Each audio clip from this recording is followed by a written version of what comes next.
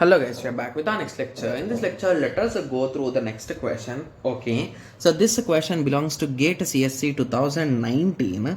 The given question is consider the following four processes with arrival times and their length of CPU burst in millisecond. Okay, so they are asking these processes are running on a single processor using preemptive shortest remaining time first scheduling.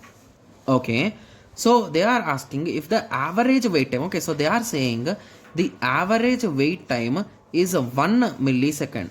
So now what they are asking, then the value of z. Okay, so basically they did not completely fill this particular table, guys, and what they are asking is the value of z.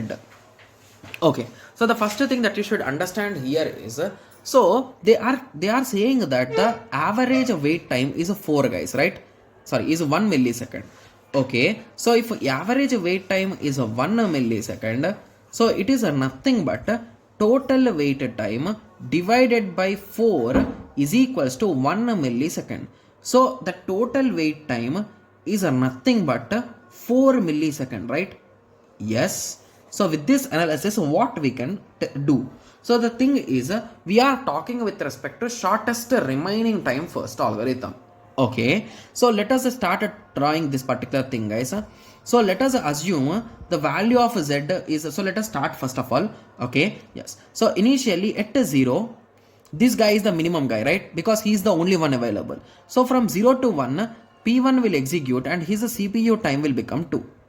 Okay, so once we hit clock one time is 1 millisecond. So at that time, this P2 came and he is having the minimum, right? So that is the reason why he will complete his complete execution.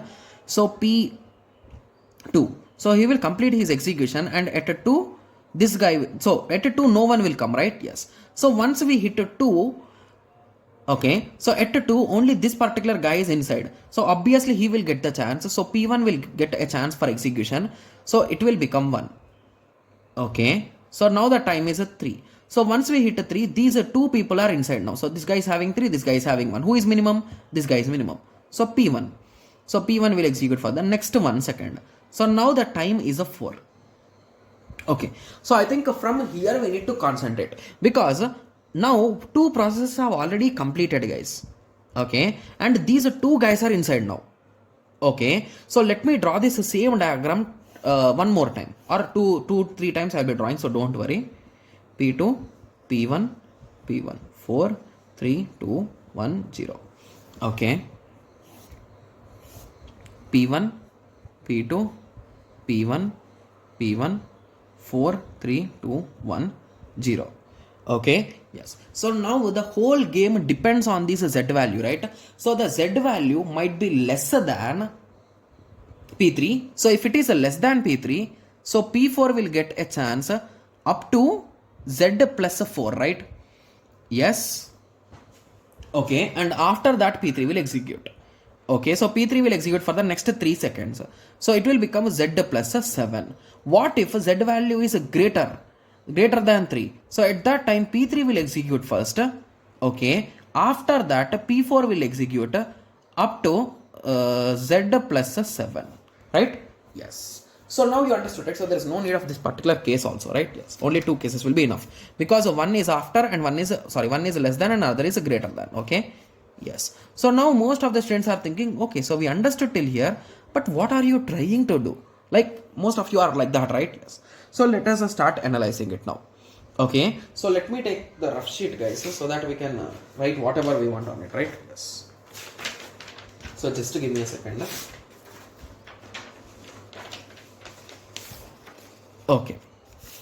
Okay, so let us start the analysis, guys. So basically what is the wait time, guys?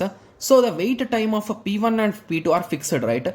Because by this time P1 and P2 are completely done in both of them. Okay, so how much time did P1 wait, guys?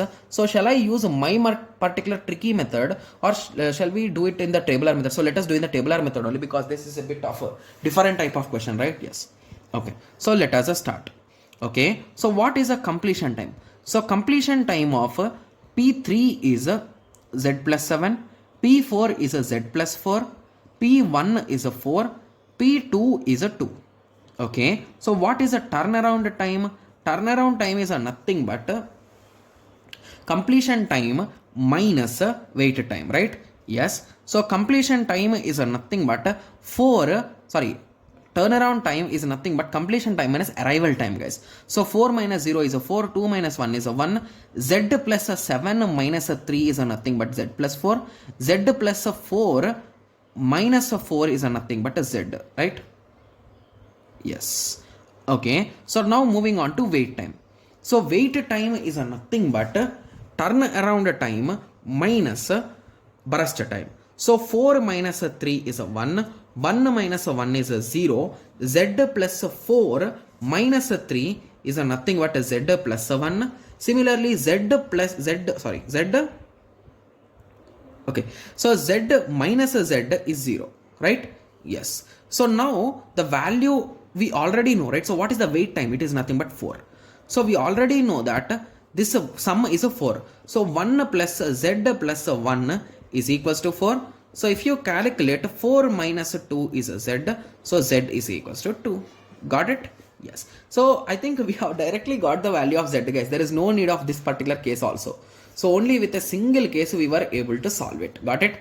Yes. So now you understood, right? So how exactly these questions are really easy. The only thing is, if you try to analyze the question, like what exactly they are asking, we can easily solve this type of questions, guys. Okay. Yes. So I hope everyone got a clear idea with respect to this question. So in the next lecture, let us continue with the next question. Thank you. Thanks for watching.